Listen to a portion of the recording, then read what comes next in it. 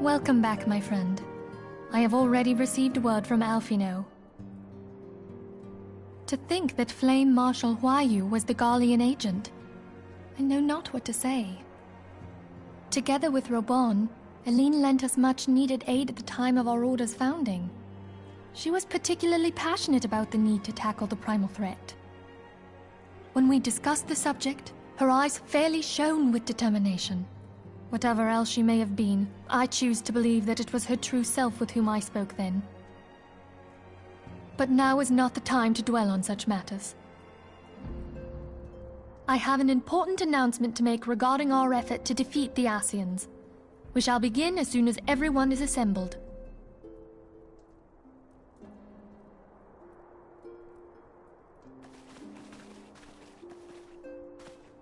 My thanks for coming, friends. Moonbreeder, the floor is yours.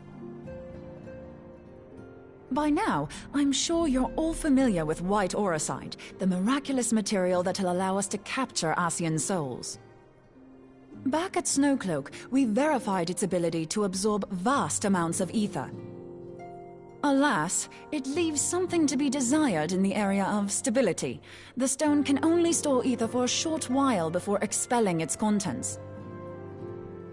In addition to auracite's inherent limitations, we must needs be wary of our enemy's strength.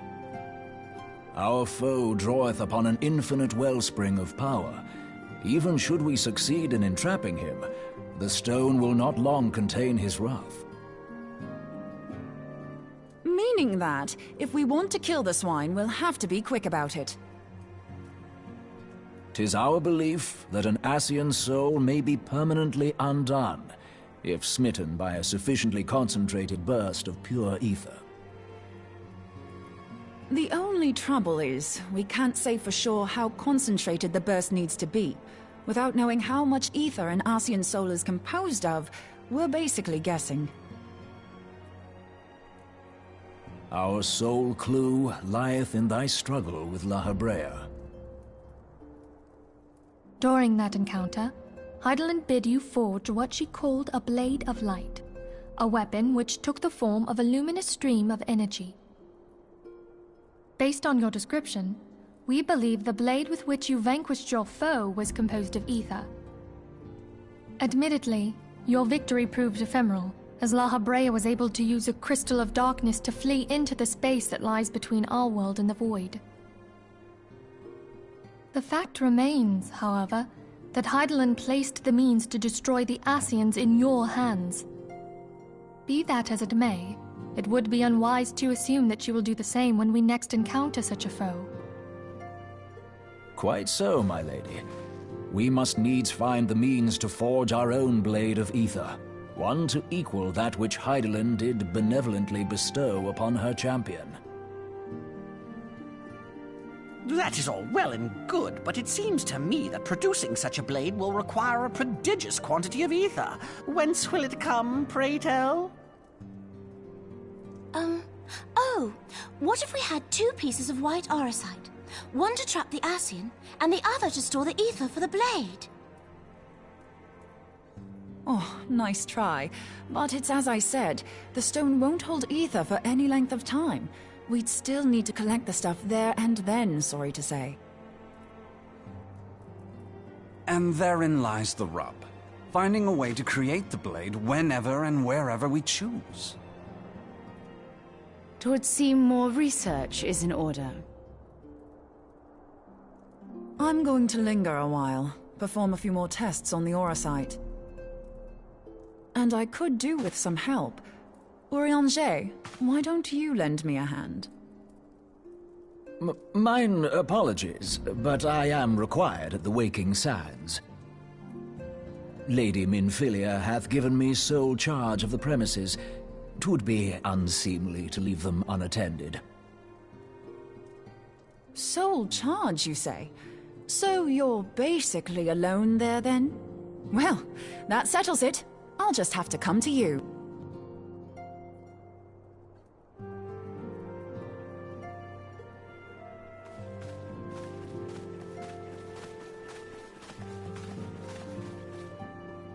While you were afield, word arrived from the Sharlayan motherland.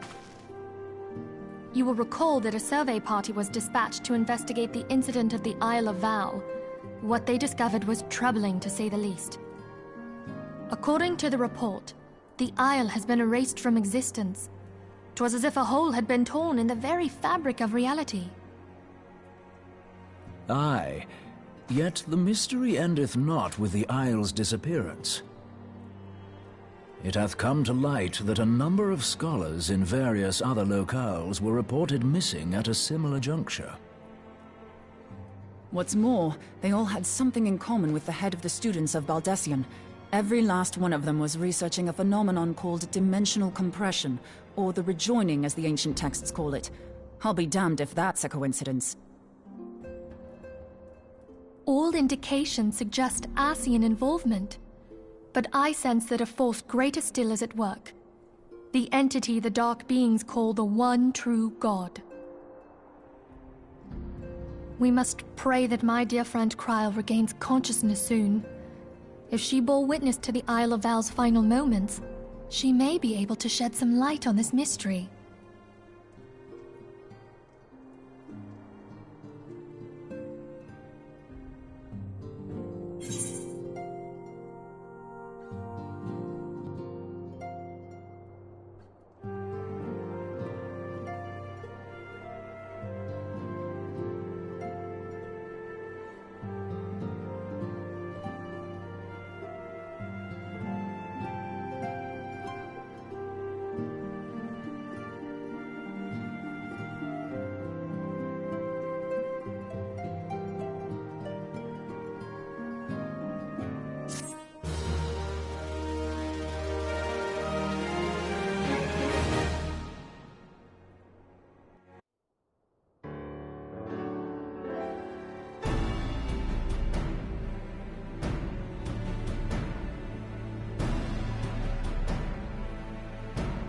Following the calamity, the forces of the 14th Imperial Legion entrenched themselves in strategic locations across Eorzea. So swiftly did they accomplish this, it was suspected that they had received help. To think that it came from Huayu, my right hand. There is more. We have reason to believe that Huayu didn't deal exclusively with the 14th. She also answered to a higher authority in Garlemald. But this higher authority could not have been the Emperor. By consenting to the Media Project, Solus Zos Galvus showed himself to be more concerned about preventing the spread of primal influence than claiming Eorzea for the Empire. He would happily have seen the lot reduced to ash. We believe a number of high-ranking figures within the royal household were against the decision, but that they knew better than to oppose the Emperor openly. Of course, this didn't prevent them from making clandestine provisions, in which Huayu played a part. Alas, these provisions did not prevent Dalamud from falling, and the ensuing chaos changed the face of the realm forever. Yet Eorzea survived. To all intents and purposes, the Meteor Project had failed, and the Empire was left to rue its lack of a decisive means to eliminate the primals. Until, that is, it stumbled upon the Ultima weapon. Even before the accursed thing was dug up, it seemed to me the 14th had the might to overwhelm our weakened armies. Yet they chose to hide behind their walls. Why? The Black Wolf was wary of making the denizens of Eorzea desperate, lest more primals emerge to bleed the land. The discovery of the Ultima weapon, however, emboldened him to resume his war of conquest in earnest. But there was one in Garlemald who believed that Van Belsar's actions were premature. One who stood higher in the Imperial Army's chain of command.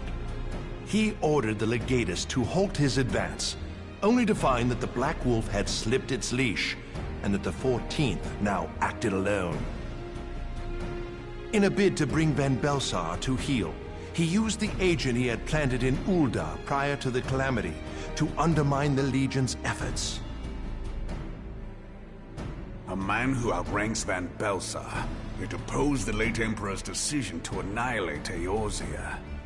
This could only be the former High Legatus of the Garlean army, now known as Emperor Varus Zos Galvus. So he was Huayu's true master.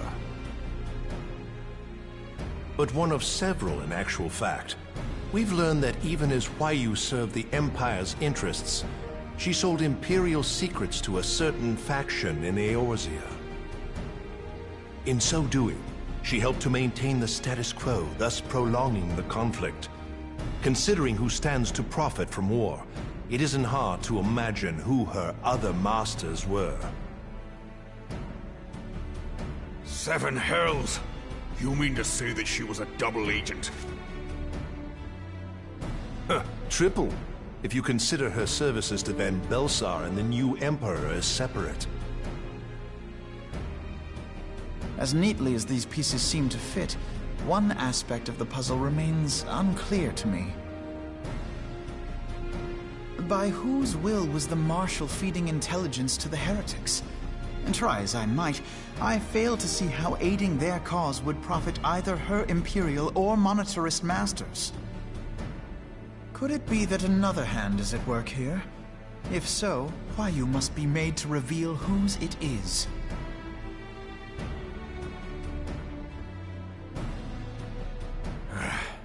Not only have I lost a trusted friend, now I must interrogate her as a stranger. Not a pleasant task, I grant you, but a necessary one. Unless we weed out the ivy, root, stalk, and stem, it will simply grow back. I know that full well. Those closest to Huayu have already been detained, and I will question them alongside her. General, pray keep in mind that there may be unwitting abettors among them. All will be treated fairly. On that you have my word. Those who are innocent have no cause to fear. You have ever been a friend of truth, General. I hope the unpleasant task of weeding out falsehood will not detain you too long. Though it be for the sake of Eorzea, doubting one's comrades is poison to the soul. And with that, I take my leave.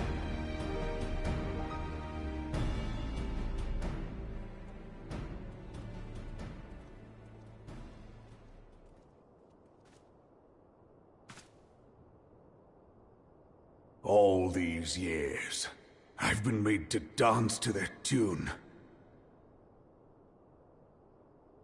How could you, Huayu? How could you side with them? Those cankers who take from this land and give naught in return, who use their power to disempower and grow fat while the people starve. I know you can hear me, monetarist scum! Your crimes will not go unpunished! One day I will purge this land of your sickness! Before the eyes of the 12, I swear it!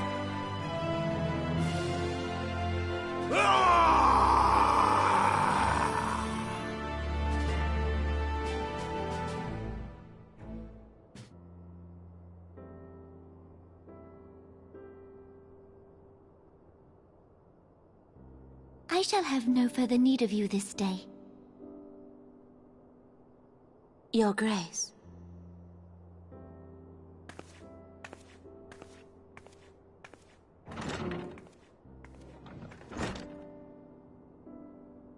I fear that not even mine own chambers shall remain private for long.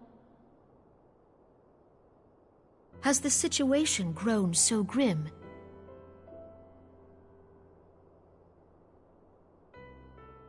Ever since he proposed the Cartiner Reclamation Bill, Teleji Adeleji has risen to greater prominence upon the backs of impoverished refugees. The monetarists were ever united in their pursuit of profit, but the man's actions have torn a rift in their ranks. They snap at each other as rabid dogs. Yet now is not the time to be bickering among ourselves. If this bickering is a threat to law and order, might you not have grounds to dissolve the Syndicate? Would that the solution were so simple, Admiral. Alas, my moving to dissolve the Syndicate is certain to spark outrage among the influential merchant class, whom the Cabal represents. This would serve to exacerbate the current unrest, and peace would slip still further away. Be they rich or poor, natives or refugees, all who reside in Ul'dah have a right to pursue happiness. It is the duty of a ruler to protect this right. If I am to perform my duty, I must needs tread warily. It would not do to make enemies heedlessly. Were Lord Lolorito here, he would doubtless say that I have my head in the clouds. A ruler is required to take a wide view. Try as we might to cater to all needs, some will inevitably be overlooked.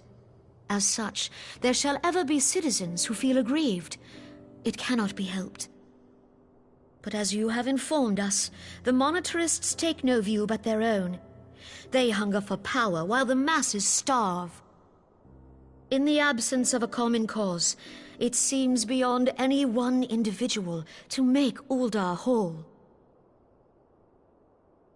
And the presence of a Garlean agent within the Immortal Flames only makes matters worse. Even accounting for Ul'dah's historic reliance upon mercenaries, such a grievous breach of security is unprecedented. I fear this business will provide the monetarists with a rod to beat Rauban.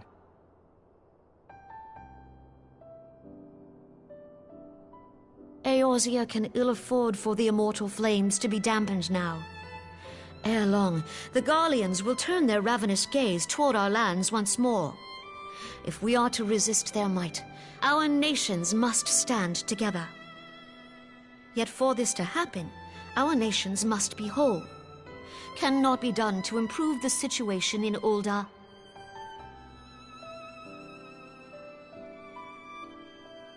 The true wealth of Ul'dah lies in the health, happiness, and hopes of her citizens. Alas, the citizens shall never know these things, so long as their lives are ruled by the ambitions of the few. The monetarists claim to represent the best interests of the people, but in sooth they desire only to manipulate them for their own selfish ends. For the government to serve the people, it must be formed of the people. For Ul'dah to move forward, it is not only the Syndicate that must be dissolved. Nay, you jest.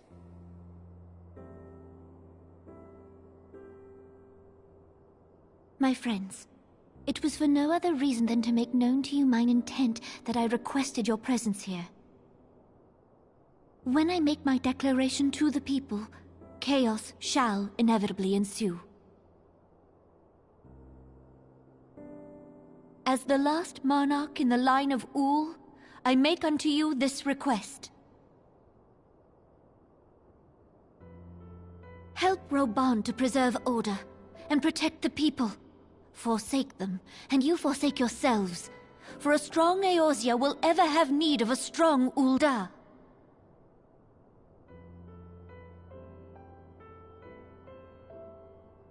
Your Grace, are you certain of this? There is no other way. When the time is ripe, the nation shall become a true republic. Both royalists and monetarists shall cease to be. Ul'dah will no longer belong to kings or queens or merchant princes, but to her people.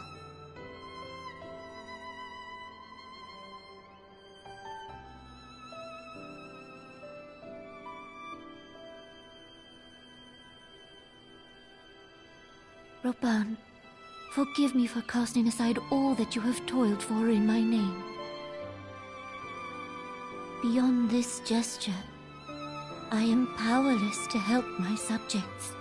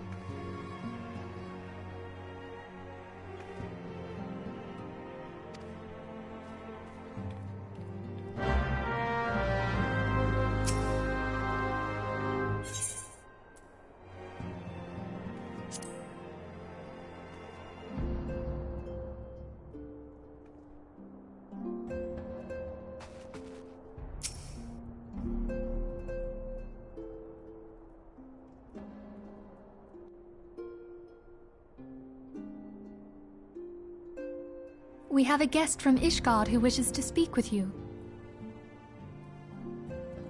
I believe the two of you have met. We have. I had hoped to speak with Commander Leveilleur as well, but I cannot afford to wait any longer. The Lord Commander sent me hither to request your aid in a matter of grave import.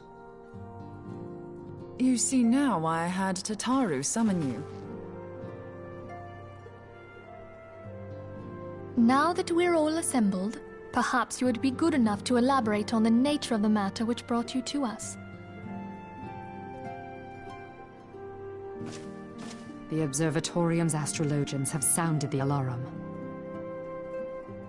Last night, the Dragonstar burned with an intensity not seen in 15 summers.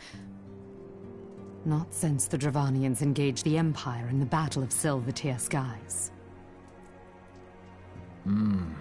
The northern sky doth burn full bright upon the Wormlord's call.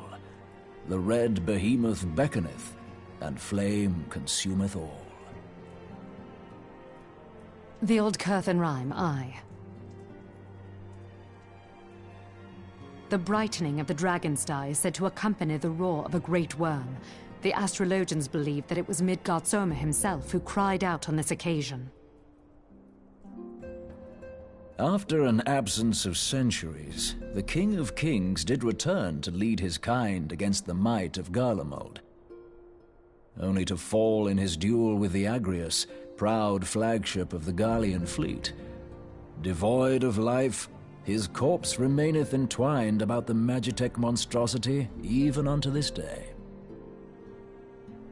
Ariange has the right of it. Whatever this alteration in the Dragonstar portends, the Great Worm has shown no sign of life. Tataru, have the Domans reported aught out of the ordinary?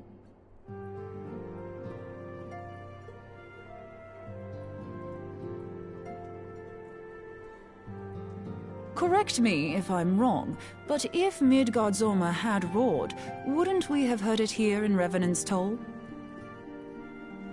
Roar is but a figure of speech. Dravanians can communicate in ways beyond our ken. It is for this very reason that we are forced to look for signs in the heavens. We cannot say with any confidence that a great worm roared at all, much less that it was Midgard Zorma. Only by directly examining the Keeper of the Lake can we be certain. However, it will take too long to gain the Holy See's approval to dispatch the Temple Knights.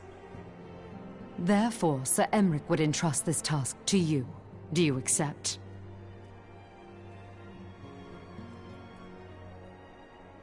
We knew you would not disappoint us. Now, if you would excuse me, I must return and assist the Lord Commander. We have precious little time to prepare. To prepare for what, pray tell? When a great worm roars, his brethren cannot choose but answer. We prepare for battle.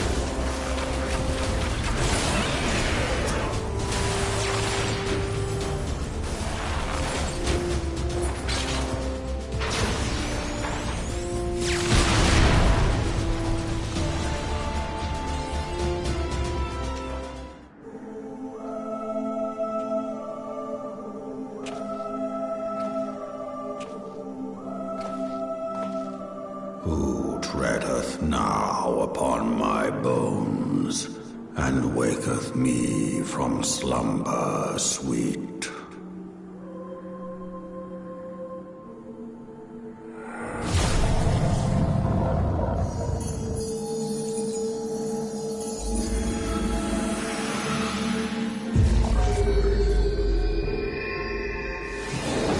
Thou hast forgotten the face of thy lord.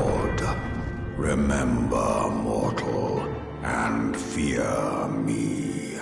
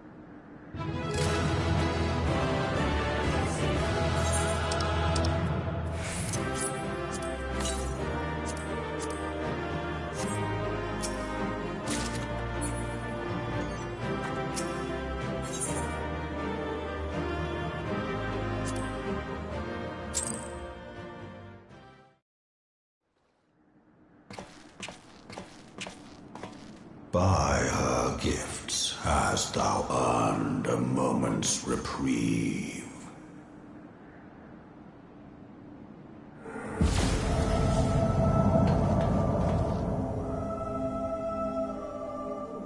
Speak, mortal, and I shall listen.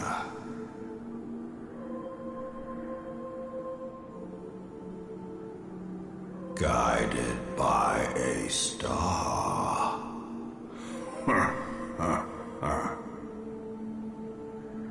My people have heard the song. Ishgard shall burn.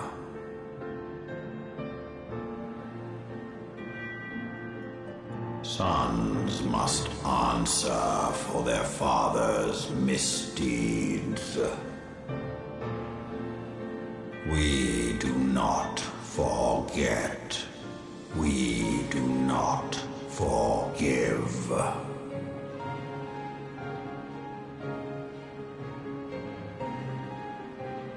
Seven children did I sire. One now singeth of retribution. I rise to join in the chorus. Thou art powerless to silence us, mortal.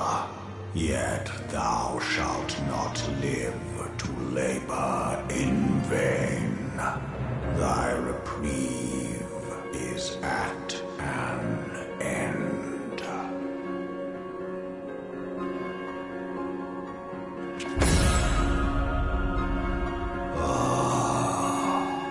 Trickery is thy shield. This frail, ignoble creature is not gifted, but chosen. Hearken to me, Hydaelyn.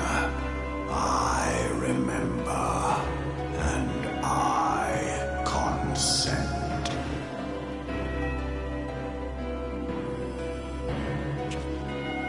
Fear not, mortal. I shall not harm thee.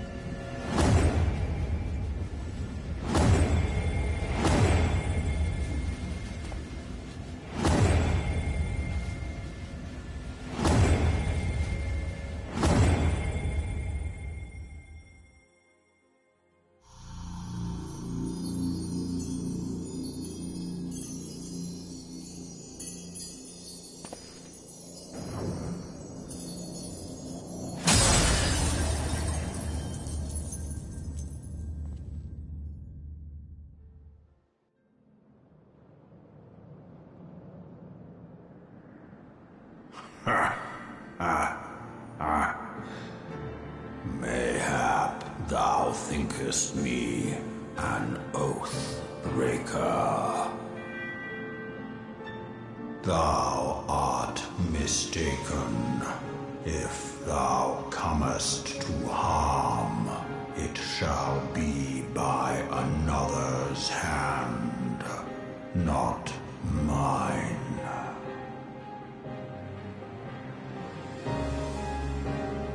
I did but strip thee of thy mistress's feeble blessing. Thou didst profit much by her grace, but no more.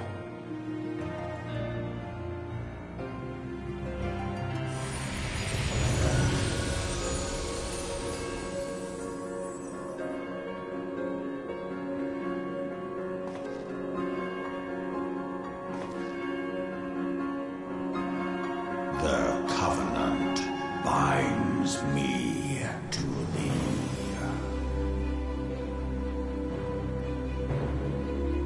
I shall watch, listen, and wait.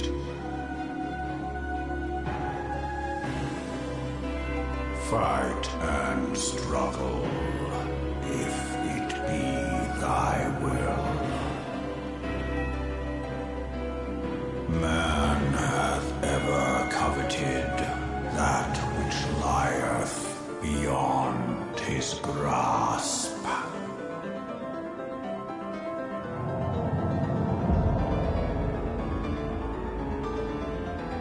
I drink of her body, and fenced of mine own find new life. When it hath grown whole, the loyal and penitent shall rejoice. The dragon song heraldeth a beginning and an end.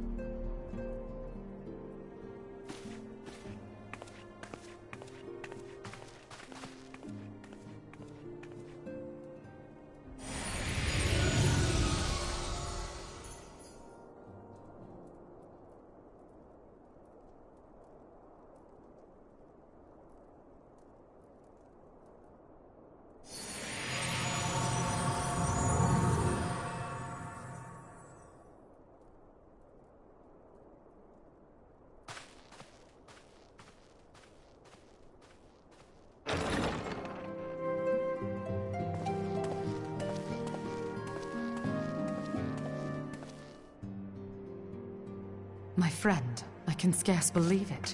You confronted the Worm Lord and lived to tell the tale.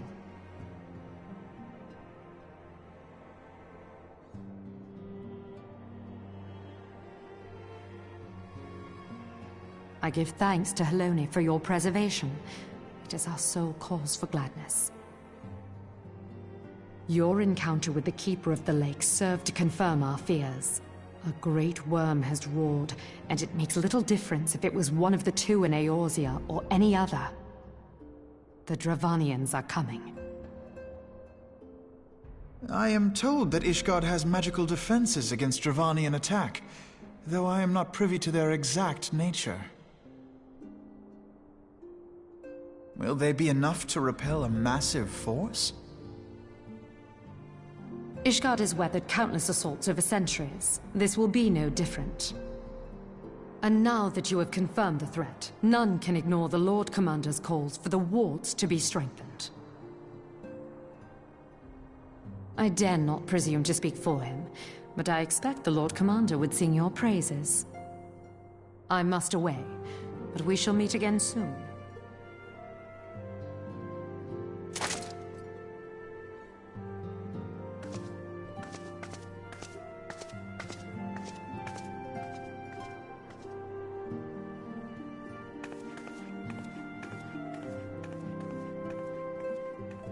Countless assaults weathered, and this will be no different? Why am I not convinced?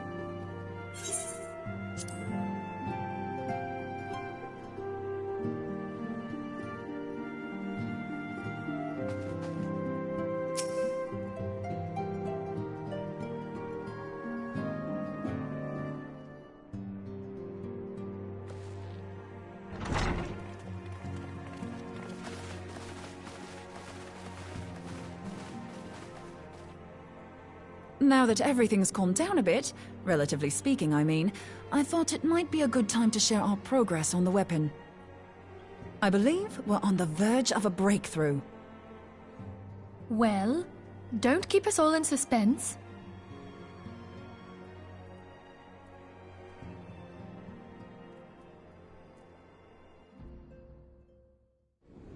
Just in case anyone's forgotten, let's start by reviewing what we already know. So, an Ascian is an immortal because its soul doesn't return to the ethereal realm when its host is defeated. Instead, it flees to the place that lies between our world and the void. Therefore, the first step to permanently defeating an Ascian is preventing its soul from making this journey. And if you recall, when we last gathered here, I had verified that white auracite has adequate capacity to entrap the beings, albeit only briefly. Which left the small matter of their extermination. Aye. To unmake an Ascian soul, one must needs smite it with a concentrated burst, or blade, of purest ether. However, we wanted for both the data and the means to forge such a weapon. Short of experimenting on an actual Ascian, you see, there's no way to gauge how much ether its soul is made of.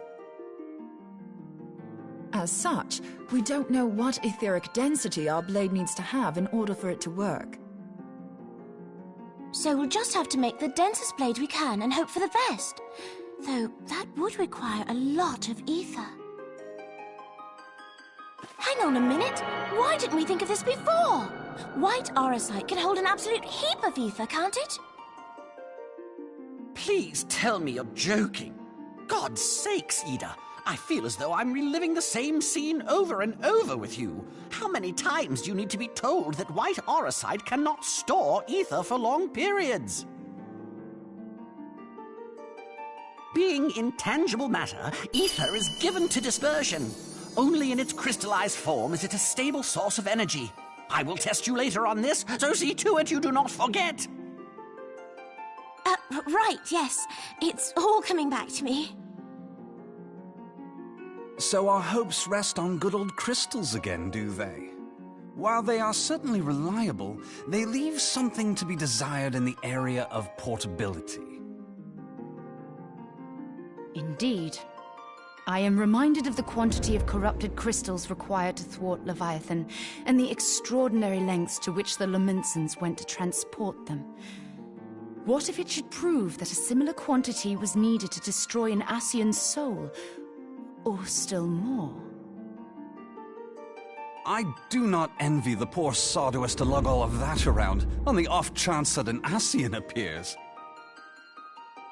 That's the very problem we set out to solve. And I reckon we've found the answer. If it isn't practical to lug around the ether we need, we'll just have to draw upon another source. And the only viable source is the land. If you mean to tap the Great River of Ether, know that it will entail considerable risk. Meddling with the currents may well induce a surge like to the one which despoiled Mordona. Give me a bit more credit, will you? Why would we need to tap the river when there are veritable reservoirs jutting out all over the land? I speak of corrupted crystals. It might be that their aspect is out of balance, but a crystal's a crystal. It contains ether, and we can help ourselves to it. While corrupted crystals are indeed abundant, there is no guarantee that they will be in close proximity at a crucial moment. But what if we don't need them to be? What if we could tap their power from afar? A malm away, say?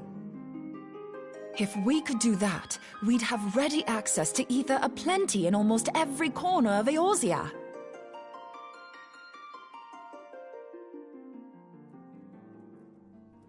I've yet to put my theories to the proof, but I've got a good feeling about this. If no one has any objections, I'd like to see where this avenue leads. If you think it worth your while, you have my blessing. But tell us, what are your theories? I, for one, am most eager to understand the process, however vaguely. I thought you might say that, but no one wants to listen to boring old theories all day, do they? I know I don't. So with your permission, I'd like to try something a bit more hands-on. I've already built an etheric siphon especially for this purpose, and I've been meaning to try it out. Thing is, the profusion of corrupted crystals in Mordona makes it something of a high-risk testing ground. If anything goes awry with the siphon, it would be better if it didn't happen within spitting distance of quite so much ether. Ideally, I need an isolated specimen. Does anyone know where I can find one? May I suggest northern Thanalan? There you will find corrupted crystals of middling size, standing a reasonable distance apart. Ideal for your needs, I should have thought. Oh, and if you do elect to visit the place, I should be much obliged if you would assist me in another matter while you are in the area. Has something happened? Movement has been observed at Castrum Meridianum. During Operation Archon, the Alliance dealt the stronghold a heavy blow. Its facilities were extensively damaged, and its garrison reduced to a fraction of its former strength. Not long after our forces withdrew, however, their ranks were replenished by reinforcements from Kostrom's sentry. They now seek to rebuild, and to this end they have their sights set upon the ceruleum processing plant. Having lost the Empire's support, the 14th Legion lacks the resources to sustain itself. To them, this is a bid for survival, and they will doubtless fight like desperate men. Though I have dispatched the Crystal Braves, I fear their strength alone may not suffice to stay the Imperial assault. I would request the Scion's aid in the defensive effort. If I didn't know better, I'd say you were trying to inveigle us into fighting your battle with the promise of shiny crystals. Well then, consider me inveigled. I won't lie, the crystals you speak of sound perfect, so the Garleans have to go. Besides, we can't afford to beat about the bush. There's no telling when the Arsians will next appear. Thine eagerness to hurl thyself into the jaws of danger cometh as little surprise. Exercise due caution, I prithee. Though you have become a Crystal Brave, you are yet a Scion, Alphino. We could hardly refuse you. Pray, join the Crystal Braves and lend them your support. Thancred and Papalymo shall accompany you.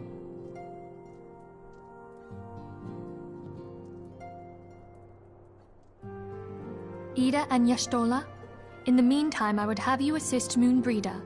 Scout out the crystal clusters, that the testing may commence as soon as the Garlean threat has been eliminated.